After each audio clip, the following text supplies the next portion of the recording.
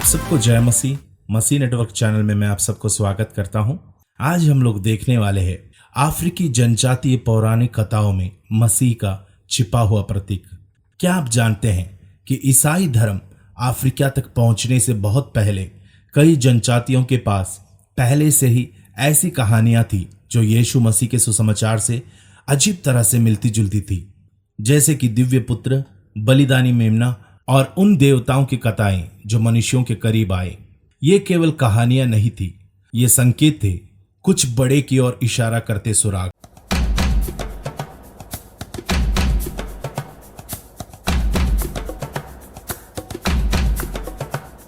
क्या होगा अगर मैंने आपको बताया कि मिशनरियों के आने से बहुत पहले यीशु मसीह अफ्रीकी कहानियों में छिपा हुआ था। आइए अफ्रीकी आदिवासी पौराणिक कथाओं में छिपे मसीह के आश्चर्यजनक प्रतीक को जागर करें।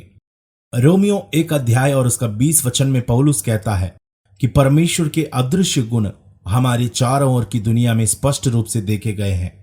और प्रेरित 17 अध्याय में पौलुस यूनानियों से कहता है, जिस परमेश्वर की तुम बिना जाने पूजा करते हो, अब मैं तुम्हें उसी के बारे में बताता हूं। इसका अर्थ है कि परमेश्वर कभी भी किसी भी संस्कृति से अनुपस्थित नहीं था और उसने राष्ट्रों की यादों और पुराणों में सुराग और मुक्ति के संकेत छोड़े हैं। सो आइए हम देखें कुछ ऐसी पारंपरिक कहानियां और घटनाओं के बारे में।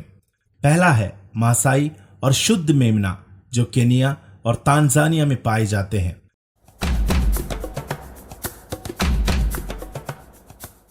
मासाई जनजाति का मानना था कि शांति बहाल करने के लिए एक पुजारी को बिना किसी दोष के एक नर मेमने का बलिदान देना होता था। मेमने का रक्त छिड़क कर क्षमा की मुहर लगाई जाती थी। क्या यह बात आपको परिचित लगता है? यह यीशु मसीह परमेश्वर का मेमना की याद दिलाता है, जिसका रक्त परमेश्वर और मानवता के बीच शांति लाता है। वैसे ही अगला मिथ है लुग्बारा और अद्रोवा, जो कांगो और युगांडा में पाया जाता है। लुग्बारा लोगों ने अद्रोवा एक सर्वोच्च देवता की बात की, जिसने अपने पुत्र अद्रोवा द गुड को लोगों के बीच रहने के लिए भेजा, लेकिन उसे अस्वीकार कर दिया गया और मार दिया गया, लेकिन उसकी आत्मा जीवित रही। यह अवतार अस्वीकृति और मसीह के पुनरुत्थान की एक शक्तिशाली गूंज है। तीसरा मिथ है अशांति और न्यामे, जो घाना के लोगों ने विश्वास कर रखा है। अशांति और न्यामे विश्वास में न्यामे एक आकाश देवता है जो पहले मनुष्यों के करीब यानी साथ रहते थे, लेकिन मानव अहंकार के कारण वह उनके साथ रहना छोड़ दिया और पीछे हट गए। कुछ कहानियां कहती है कि एक दिन वह मानवता के साथ मेल करेंगे और फिर मनुष्य के पास रहने आएंगे। क्या यह कहानी अदन की वाटिका में मनुष्य का पतन और मसीह के माध्यम से मोक्ष के वादे की बाइबल की कहानी को दर्शाता है? प्रियो, ये तीनों पौराणिक कहानियों से आपको क्या लगता है? क्या ये सिर्फ एक आकस्मिक बात है? मैं सोचता हूं नहीं, क्योंकि ये उन अलौकिक उंगलियों की निशान है, संकेत है कि परमेश्वर हमेशा हाथ बढ़ा रहा है। ईसाई धर्म एक पश्चिमी धर्म नहीं है, यह एक सार्वभौमिक सत्य है जो हर संस्कृति की गहरी आशाओं को पूरा करता है, यहां तक कि अफ्रीकी संस्कृतियों सहित।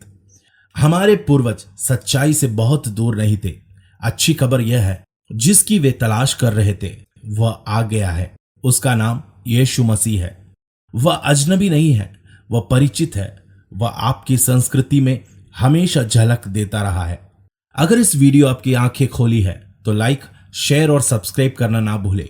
और आपने ऐसी कौन सी जनजातीय कहानी सुनी है जो आपको यीशु मसीह की याद दिलाती है? आप जरूर कमेंट करके हमें बताएं। अगले वीडियो में फिर मिलते हैं। आप सबको जय मसीह की।